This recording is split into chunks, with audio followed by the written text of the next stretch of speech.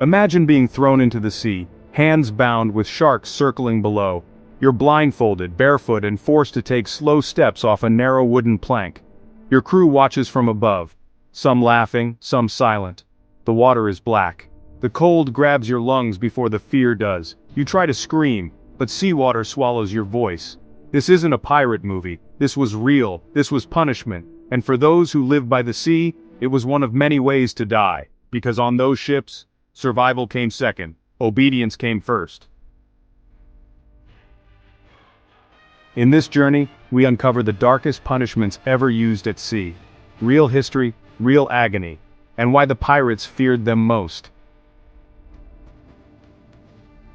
Keelhauling, dragged to death beneath the ship. It was one of the most feared tortures in naval history. Keelhauling meant being tied to a rope and dragged beneath the hull of the ship, across sharp barnacles and jagged growths. The punishment began with the Dutch Navy in the 1600s, later spreading to Russia and beyond. One Dutch sailor in 1622 survived it, but barely. He was punished for striking an officer, and became a living warning to others. Victims were often naked, weighted and dragged from one side of the ship to the other.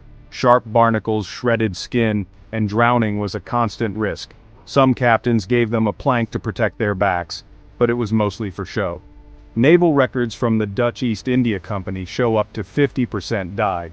Tsar Peter the Great even introduced it in the Russian Navy, calling it excellent for discipline. British captains avoided it officially, but it did happen in secret. Pirates rarely used it, but the threat alone was enough to keep a crew in check. Flogging the cat with 9 lives.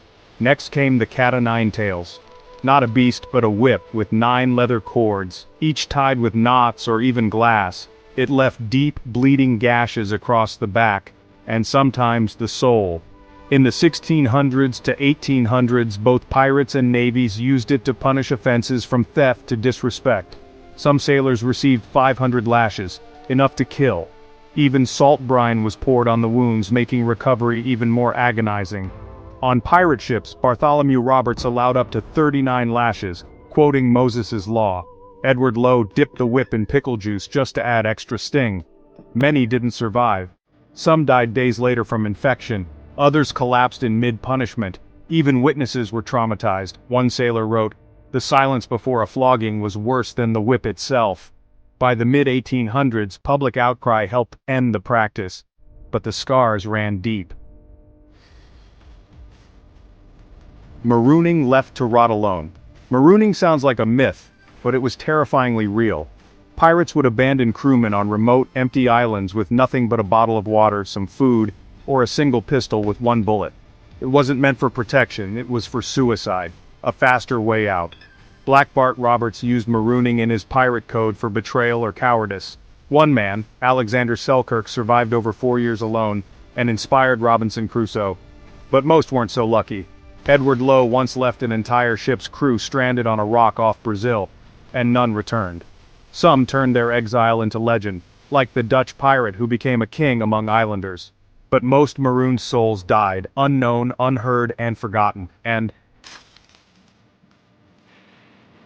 walking the plank, death by terror. Hollywood made it famous, but real pirates made it brutal. Walking the plank was more than execution. It was a performance of fear. A narrow wooden board, a jeering crowd, and beneath, sharks, or nothing at all.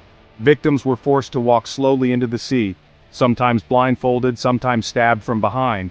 Edward Lowe used it as entertainment. Blackbeard used it to terrify. Qing Shi, a Chinese pirate queen, ordered it for rivals who defied her code.